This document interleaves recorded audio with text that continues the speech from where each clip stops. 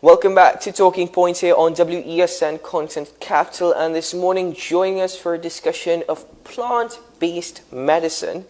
Now, some of you might refer to it as bush medicine, but plant-based medicine is Dr. Nilash Ramnarine. Now, Dr. Ramnarine is no stranger to the program. We've had him on before, but this morning we want to go a bit more into plant-based medicine to get a better understanding. We know that some people are using this as a measure to boost their immune system, to prevent themselves from contracting COVID-19. And in some instances, Sean and I know of individuals who tested positive and have used this as a way to, again, help the fight against COVID-19. Yeah, but the key is, folks, just remember, first of all, we are not giving you a definitive diagnosis on air or medical advice. Consult your physician, but we're here to talk about this responsibly, and I do believe Dr. Nilash, he's all for that. And as we welcome Dr. Nilash, I too would add to what Sean is stating. What Dr. Ramnarine is about to speak is by no means not medical advice. If you'd like to do that, you can probably contact Dr. Ramnarine at any point in time, but he's not here to give medical advice on air. We're just here to simply have that discussion. Good morning, Dr. Ramnarine. Thank you for joining us. Good morning. Good morning, Keaton. Good morning, Sean. Morning. A pleasure for having you on the program. So first of all, Dr. Ramnarine, it sounds very simple, but could you just elaborate a bit more on the definition of exactly what is plant-based medicine? So plant-based medicine is the use of herbal substances, whether they may be in a sort of a food capacity or whether it is in a capacity to treat or help to treat an illness. And that's something that I have taken a tremendous interest in over the last 11 years of my practice. So I started off as a conventional medical practitioner, and then the last decade or so, I've been involved in utilizing many different techniques, of which plant-based medicine is just one of them. So you're looking at natural compounds. Many people will say that most pharmaceutical drugs, people know this, most pharmaceutical drugs have been derived from plant extracts, and they may have been modified in a certain way in order to tease out a particular effect. But nature has a way of working with natural systems, i.e. the human body. And there's lots of different compounds that have been around for hundreds, if not thousands of years in common use. And that library is something that we look at with interest when we talk about plant-based medicine. Dr. Ramnarine, you said that you've been working with this form of medicine over the last 11 years. Now, tell me the reaction in terms of its effect. Have we seen positive and very positive affirmed results in relation to treating various illnesses? In fact, if you would just be able to probably name some of the illnesses that you've seen been affected most by the treatment of plant-based medicine. Yes, absolutely. In terms of the core of my practice, it tends to be related to chronic disease conditions and lifestyle, for which plant-based medicine dovetails perfectly. So we try to get people to live a healthier lifestyle so that they can be stronger, be fitter, be healthier, and they can overcome their illnesses based on first principles. So the types of illnesses that we're referring to are diabetes, obesity, preventative for cancer, the treatment of chronic cardiovascular conditions, rehabilitation of stroke, hypertension, those sorts of conditions. But when it comes to the topic that we're here to discuss, which is infectious disease, what we refer to is that there may be some deficiency of the immune system function, and there may be some overt inflammatory process that is going on long before the person gets an infection that can trigger a cascade of events that leads to severe COVID. So that's where the natural strategies come in terms of making sure that you don't have that smoldering fire going on, that's inflammation, and that your immune system is functioning effectively so that the virus doesn't get a head start on you. I think that's key for people to understand. COVID is a disease that causes a lot of inflammation. It affects primarily in adults, their lungs. And what you're saying is you're looking at lifestyle diseases that also have a lot of inflammation that could cascade. The two things come together to cause a much more severe situation. That's why we say people with NCDs are at a higher risk, particularly obesity, diabetes, etc. Correct? I think you hit the nail on the head there, Sean. The problem with COVID is it's a viral illness, which in some people, unfortunately, triggers an inflammatory cascade. And of course, the threshold for which that cascade is triggered would depend on how much inflammation your body has to start with. So, people got very worried that persons who are predisposed to asthma and lung conditions would be at higher risk of severe COVID. And yes, they are at slightly higher risk, but the people that doctors really worry about are people with these chronic non-communicable illnesses. And the common denominator there really is inflammation, So once this inflammation cascade gets going, it's really hard to rein in. So our strategies that we recommend at our practice and with the doctors in Trinidad and Tobago who I collaborate with, some of them have been on the program, is to make sure that people's inflammation levels are kept well under control. That's how we look at the whole thing. Dr. Ramnarine, are you able to describe to us some of the plant-based medicines, perhaps some of the plants that are most commonly used in terms of the treatment of various illnesses? You would have described diabetes, you would have described obesity, so non-communicable disease. But then, in relation to inflammation, what are some of the most effective treatments? So the one that I like the most, and the one that's in most common use, I believe, is turmeric, which is in Trinidad called hardi by the East Indian community, and that's been around as a food. A functional food, as it's called, for hundreds, if not thousands of years. I mean, it's a constituent in curry powder, for instance, maybe in a very sort of denatured form in modern terms. But turmeric is something that is potently anti-inflammatory. And I think that some people, if you bring up turmeric, everybody talks about how maybe it'll thin your blood, right? And that's there in the sort of the mindset of most individuals if you mention turmeric.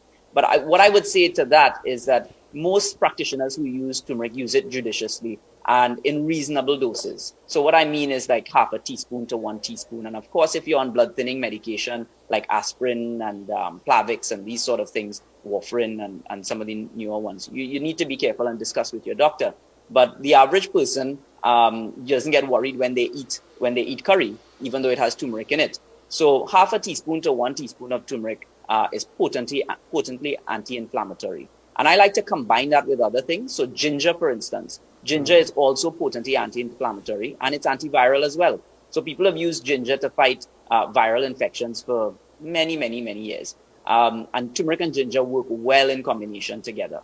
So you can use the freshly prepared roots or even powders that are commonly available. And you don't need to go to a herb shop to buy this. The market or even, the supermarket, you would be able to get access to these sort of things. And if you prepare tea for yourself once or twice a day, I think you'll enjoy it, and it'll be very helpful as well in terms of prevention of inflammation.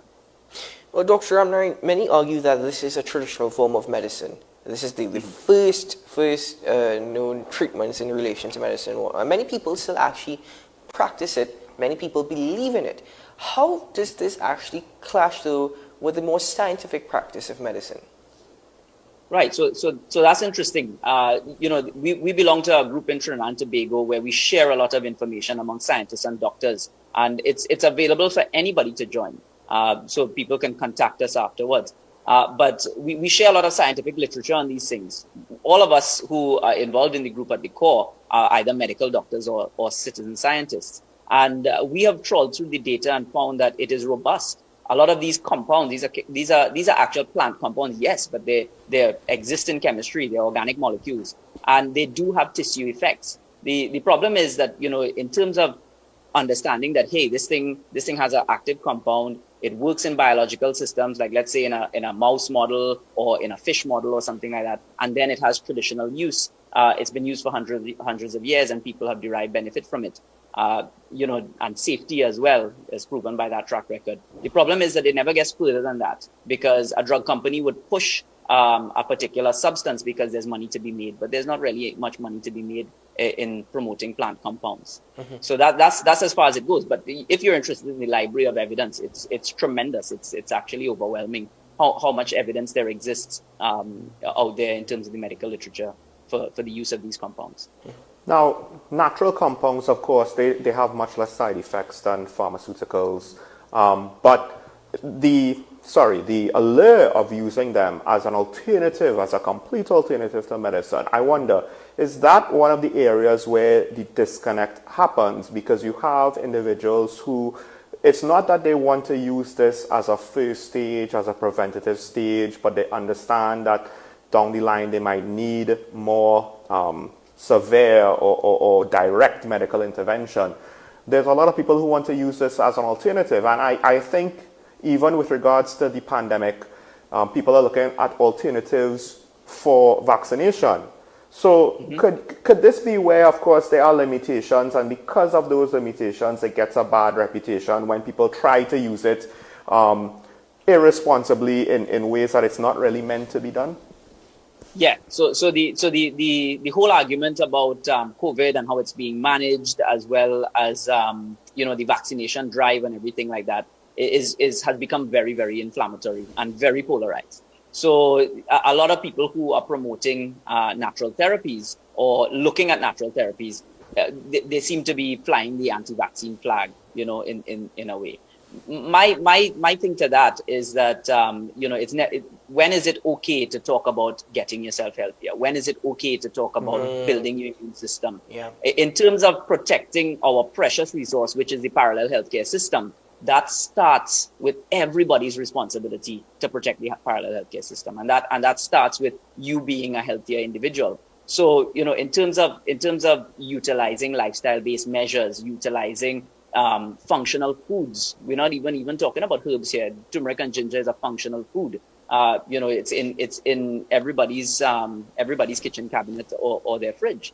So the safety profile for these things exists, and I think that there is a space for it, especially as COVID is becoming endemic.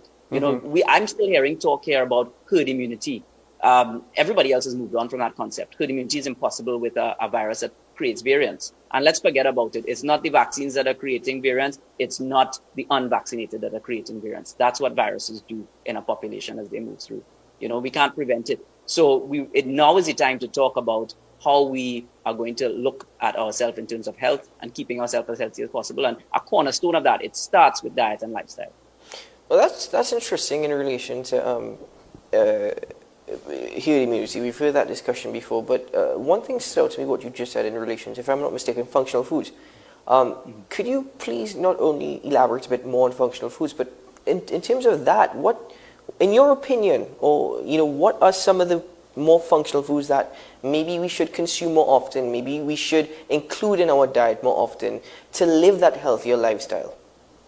Oh, sure, absolutely. So what I would suggest is that in Trinidad and Tobago, we have a tremendous amount of carbohydrates that come from the ground. We call them ground provisions.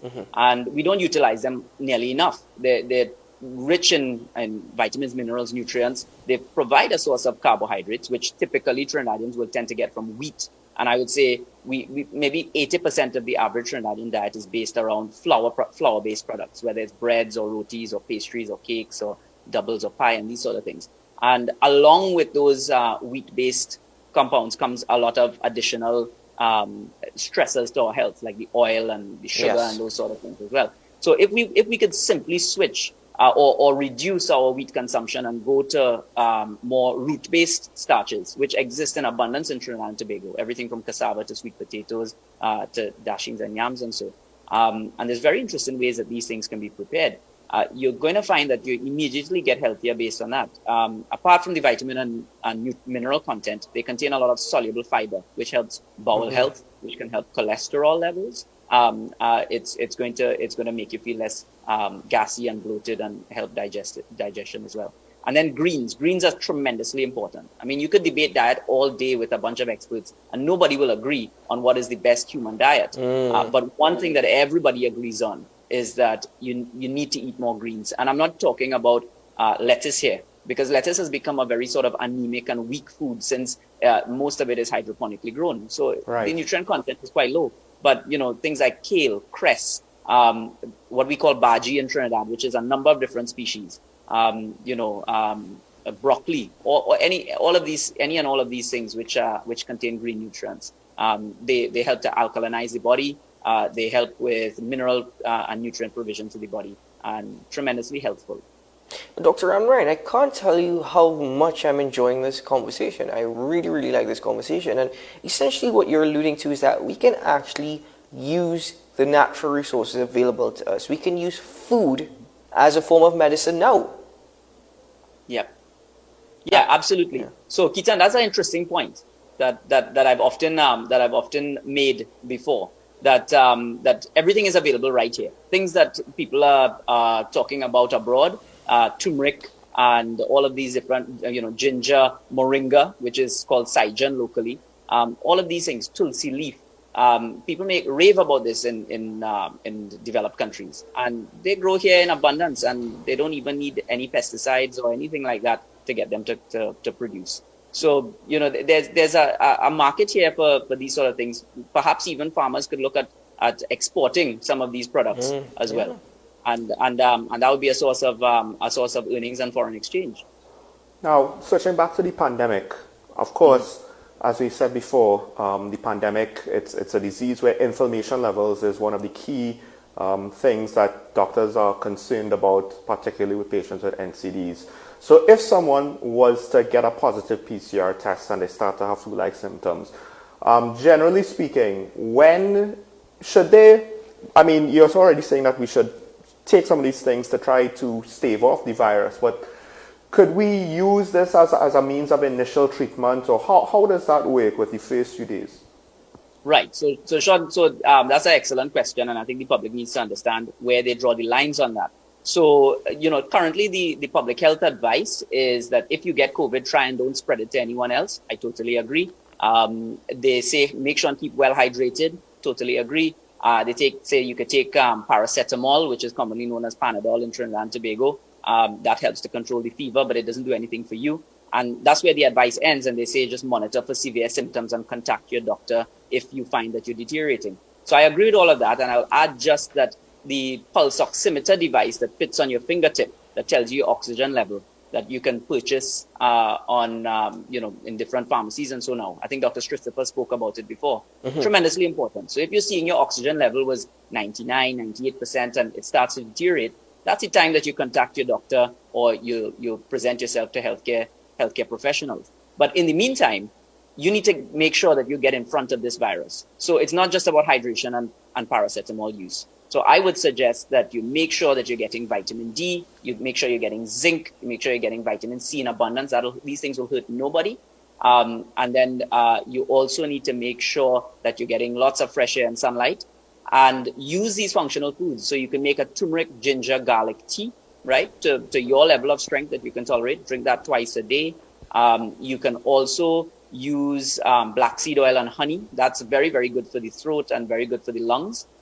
Black seed oil has been made popular in natural medicine maybe in the last 3 or 4 years. It's been available in Trinidad for much longer than that. And the East Indian community call it mangrail. It's a seed that you can get in the Indian shops and so. But the oil, you can mix 1 teaspoon of the oil with 1 teaspoon of honey, and you can have that, and that is very soothing for the throat and the lungs. It's also anti-inflammatory as well. And there's other different cocktails that maybe are not so easy to get a hold of, but maybe are a little bit more nuanced. But if people were using those things, the vitamins and some of these functional foods and things like honey and black seed oil, which you can get very readily available, I think you're going to be in front of the virus. You're going to be in front of it, and you're going to find that it's easier to keep in front of it. Dr. Nilash Ramnarine, I want to thank you very much for this insightful conversation. I mean, it's amazing that we have these things around us, and yet we don't understand how effective and potent they can be. And not even just with COVID-19, but just generally our lifestyle and the way we live. But Dr. Ramnarine, I will tell you, it's an open invitation to come back on the program soon to continue this discussion. We appreciate your presence, your knowledge and input, and we wish you all the very best. Okay, Keith and Sean, thank you very much. Always a pleasure. Keep well, Dr. Nilash Ramnarine, and we welcome him once more to the program in the future to continue this discussion. Folks, we're going to break for news on the hour here on WESN, and when we return, we continue.